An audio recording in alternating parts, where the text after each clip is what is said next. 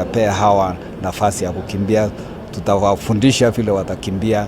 Unakumbuka saa hii tuko na shida ya doping, lakini sisi wanariadha wakongwe tuko tayari kuwafundisha na kuwaonyesha ya kwamba kufanya mazoezi ni kitu ya maana kuliko kuongeza dawa kwa mwili yako, na si heshima uharibu mwili yako kama bado mdogo. So we are hoping pia kwa sababu sasa kesi imemalizwa, wale officials wako ofisi watoke, sisi tuandike katiba mpya, ndio katiba mpya yenye inafuatana na katiba yetu ya Kenya.